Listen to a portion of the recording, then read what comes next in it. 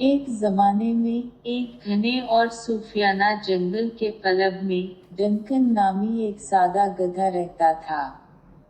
वो एक गैर मुहज़्ज़ब मखलूक था, जंगल में रहने वाले की जिंदगी से मुतमईन था। डंकन ने अपने दिन झाड़ियों में घूमते हुए, नरम घास चरते हुए और जंगल की पुरसुकून धुनों से लुत्फ अंदोज होते हुए गुजारे। जंगल पर लीव नामी एक ताकतवर शेर की हुकूमत थी, जिसका तमाम जानवर एहतराम करते थे।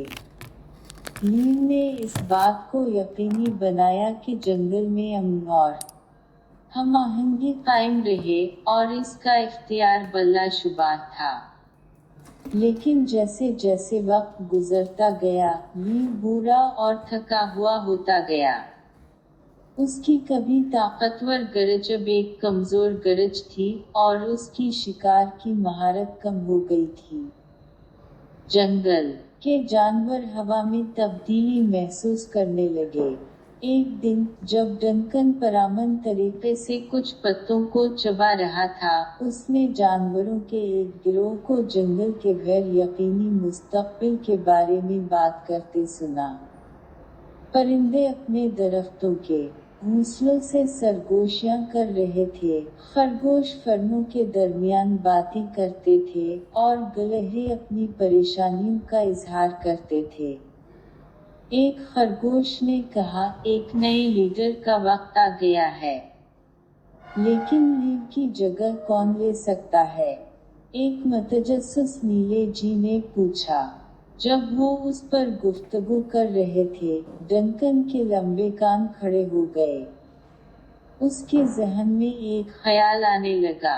इसे सारी जिंदगी कम समझा गया था, और इसके अंदर एक ऐसा अज़्म जल रहा था जिसका उसने पहले कभी एहसास नहीं किया था। इस रात, डंकन ने ओली नामी अक्लमंद बूढ़े की रहनुमाई हासिल करने का फैसला किया। ओली जंगल के दिल की गहराई में रहता था और अपनी हिकमत और इल्म के लिए जाना जाता था।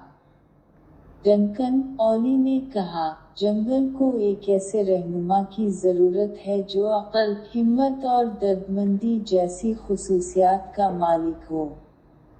क्या आप ऐसी जिम्मेदारी के लिए तैयार हैं? डंकन ने संजीदगी से सर हिलाया, खुद को साबित करने का अज़्म किया। ओली ने डंकन को अपने बाजू के नीचे ले लिया, बिल्कुल लफ्ज़ी, और हफ्तों तक उसने उसे जंगल के तरीकों के बारे में सिखाया। डंकन ने हुआ की सरगोशियों को सुनना, जानवरों की ज़बान समझना और मुनसिफाना फैसले करना सीखा। जैसे जैसे दिन गुजरते गए, जंगल के जानवरों ने डंकन में तब्दीली महसूस करना शुरू कर दी। वो अब सिर्फ एक आम गधा नहीं था। वो अक्लमंद, देखभाल करने वाला और काबिल जिक्र कायदाना खुसूसियात का मुजाहिरा करता था। जानवर उसकी तरफ देखने लगे और इससे मशवरा भी तलब करने लगे। एक दिन, जब लीव अपने खाने का शिकार करने के लिए बहुत कमज़ोर था, डंकन उसके लिए नरम पत्तों और बेरियों का खाना लाया। लीव डंकन की मेहरबानी और हिकमत से मुतासिर हुआ। उसने महसूस किया कि अब वक्त आ गया है कि वो जंगल के बादशाह के तौर पर सुबकदोश हो जाएं और क़यादत किसी और काबिल शख्स को सौंप दें। लीव ने जंगल के तमाम जानवरों की मीटिंग बुलाई और अपने फैसले का ऐलान किया।